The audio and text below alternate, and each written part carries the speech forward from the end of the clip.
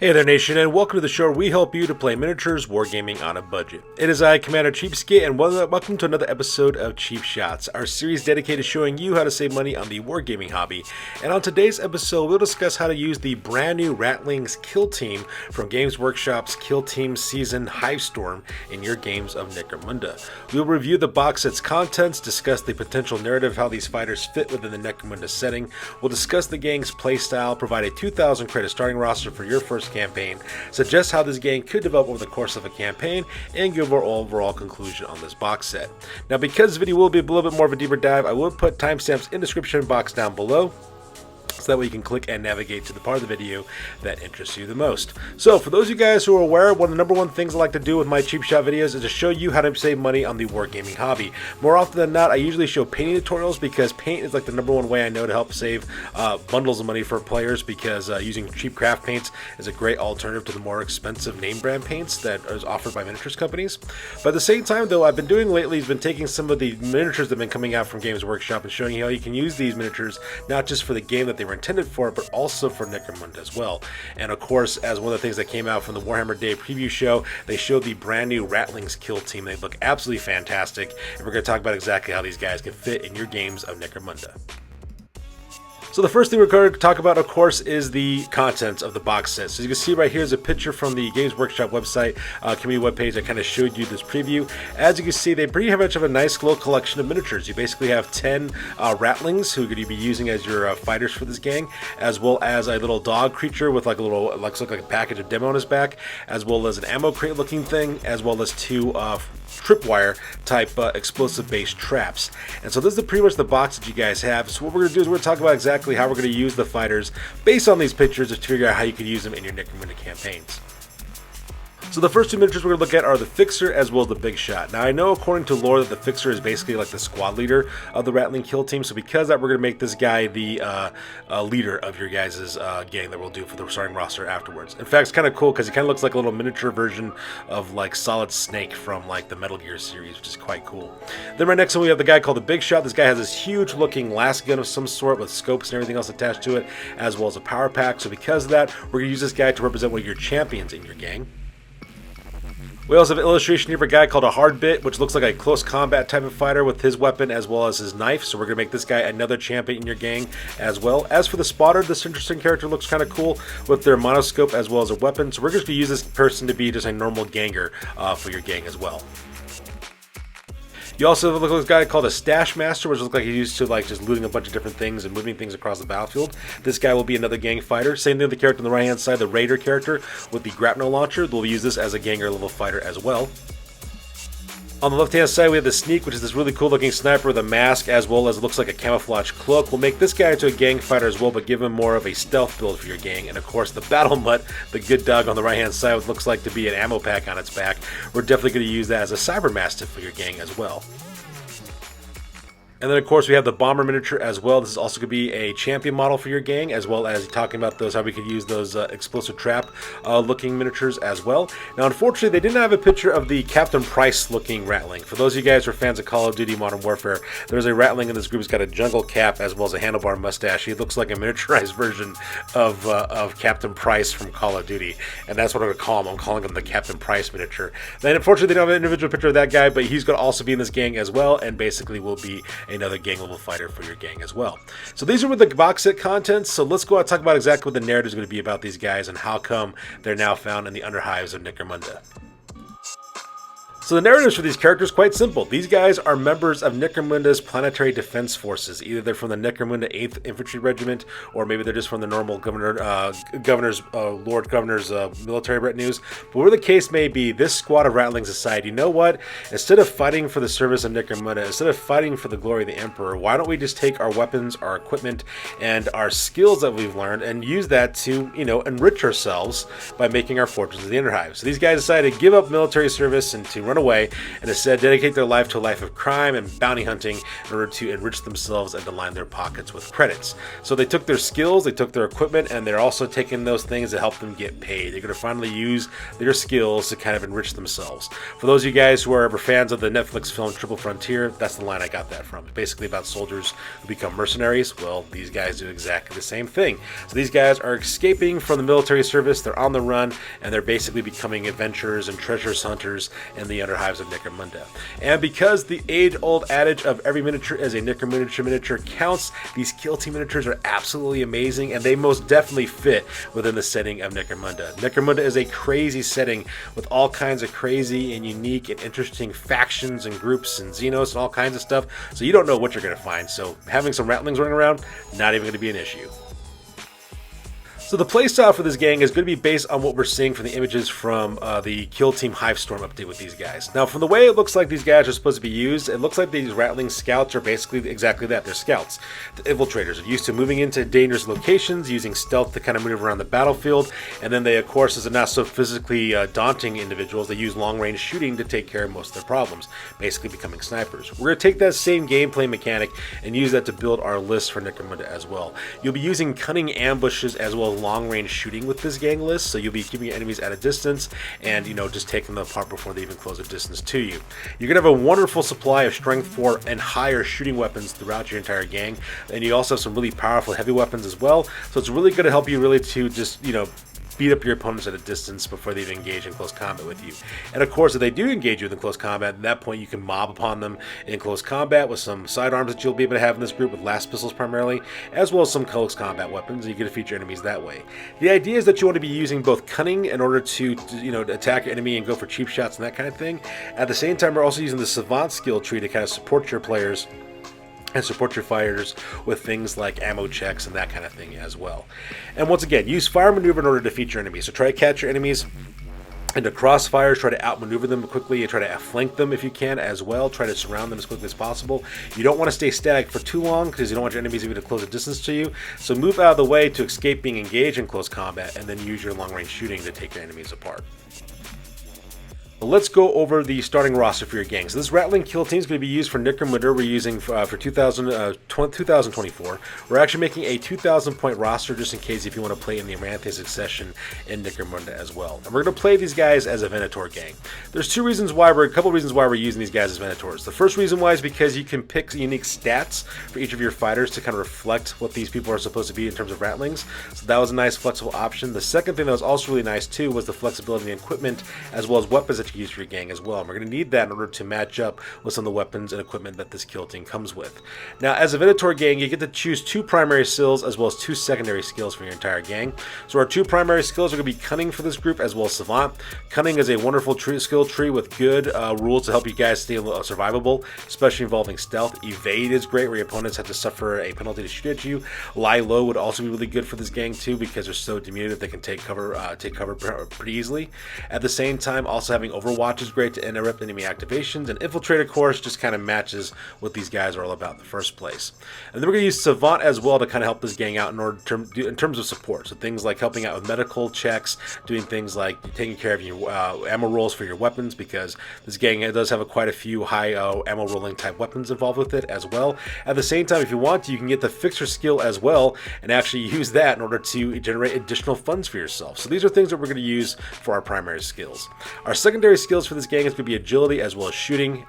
Getting secondary skills is very difficult these days, but the prime one you're really going to want to focus on are things like shooting, for example, so that we can do fast shots, for example, or trick shots, or hip shooting, that sort of thing. And for the agility skill trees, you want to do things like sprint, clamber, and catfall, so that way you can maneuver quickly across the battlefield through dimensional space. Now, for your leader of this game, we're going to use the Fixer miniature from your kill team to be the hunt leader of this gang. It's going to cost 175 credits, and the stat line you're to go with is going to be movement 4, weapon skill 4+, ballistic skill 2+, 3 strength and toughness, 2 wounds, 3 initiative, 1 attack, 5 leadership, 5 cool, 6 willpower, and 5 intelligence. And this is the shooter characteristic stat that you can choose from your Venator gangs, and this fits perfectly with the overall narrative for this character. They got high initiative, pretty good initiative, really good ballistic skill, great psychology stats. We're going to give this guy the House Van Sar Star legacy, so that way you can purchase Vanstar weapons and equipment for your gang.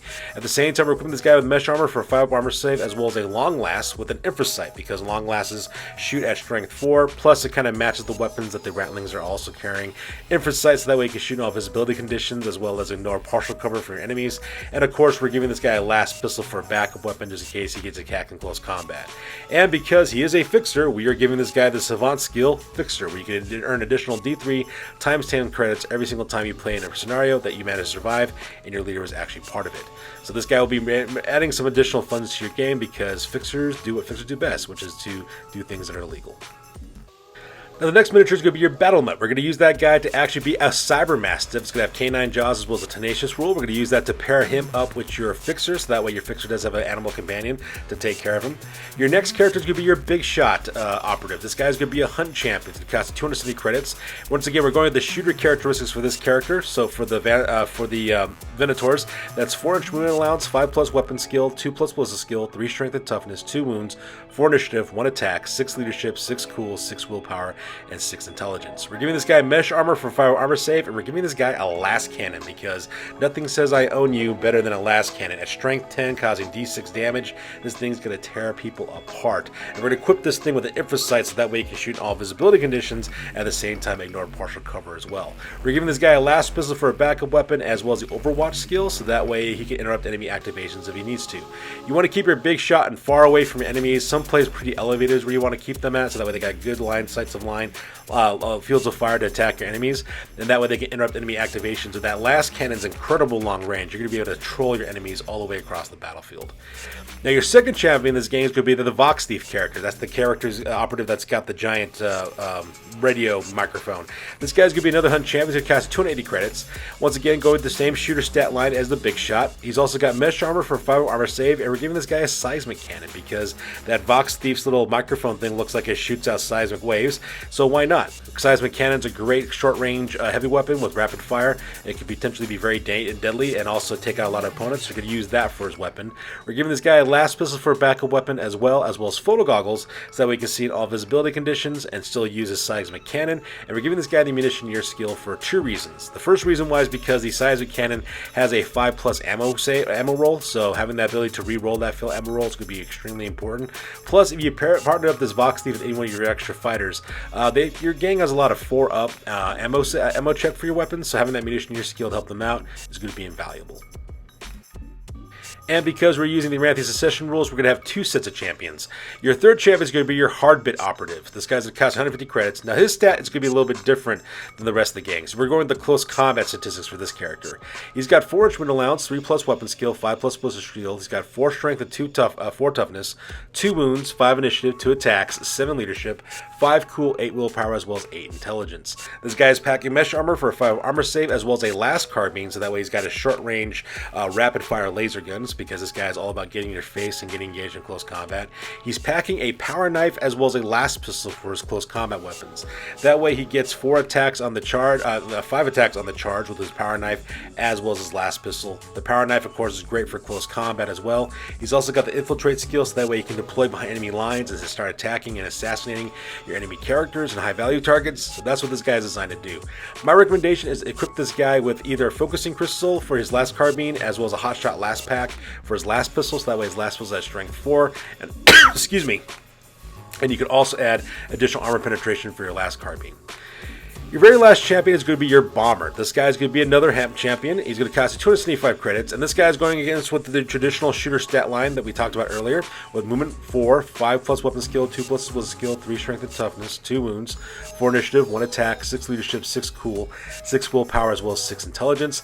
This guy's also got mesh armor for a 5 armor save, as well as a grenade launcher. We're going to pretend that this guy's robotic arm can help him lob grenades with the same statistic as a grenade launcher. We're giving this guy frag grenades as well as crack grenades already, and plus we're giving this guy plasma grenades from the Vanstar list. That way this guy is super deadly.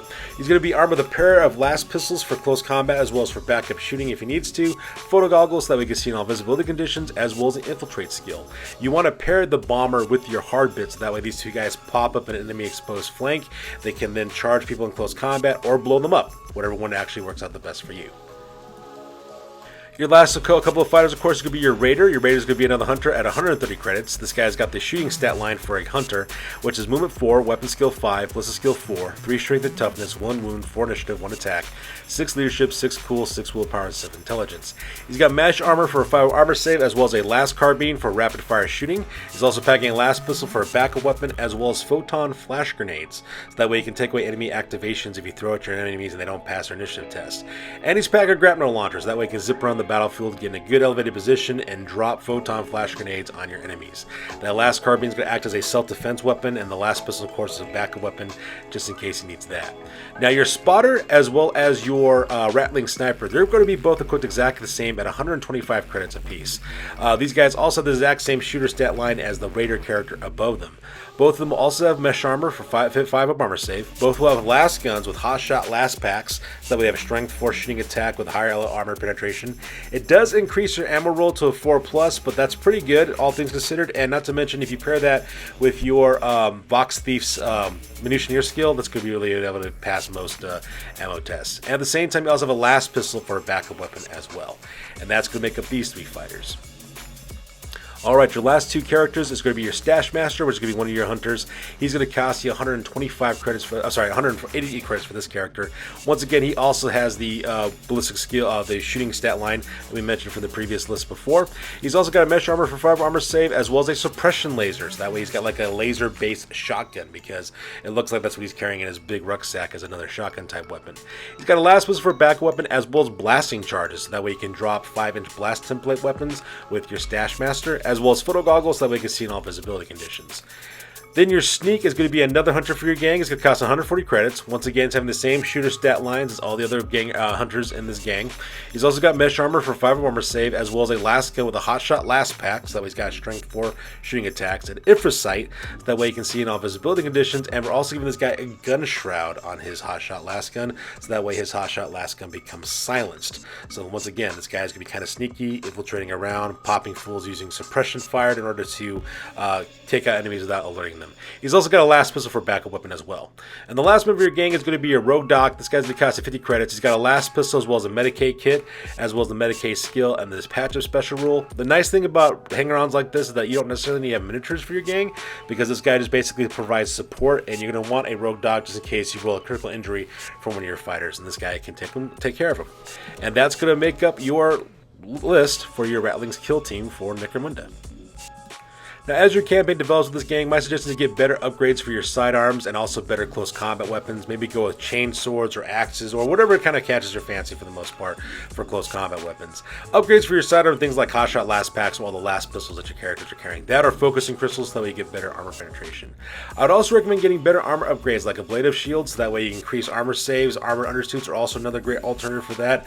Gutter Forge Cloaks also add additional armor to your fighters, and at the same time give them the 5 award save against environmental effects, or a chameleoning cloaks, so that way they can actually blend in their environment. Your opponents suffer penalties that hit them if they stay stationary. So just do that kind of stuff. Whatever kind of sneaky, snipery type of thing catches your eyes, make sure you get that kind of equipment for them. This includes grapnel launchers as well as drop rigs. Your character's only movement 4, so giving a grapnel launcher, take a double action, move any direction 12 inches is going to be all kinds of fun. Same thing with your drop rigs, that way you can just drop off the edges and not to worry about falling to your death. It could also be really great for these guys.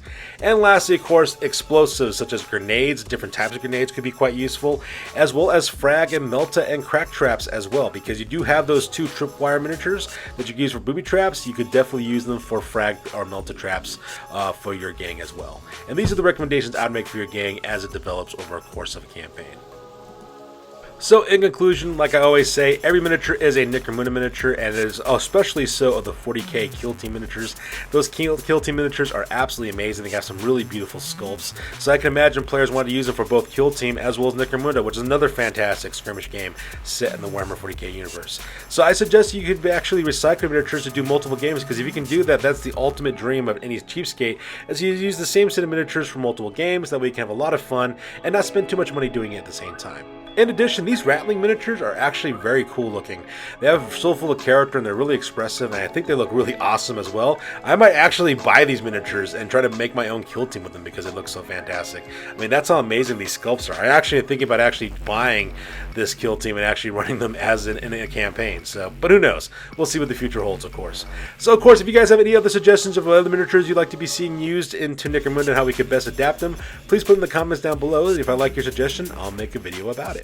So that's good to have with you guys. As always, please feel free to like, comment, and or subscribe. Your guys' input is invaluable to us as always.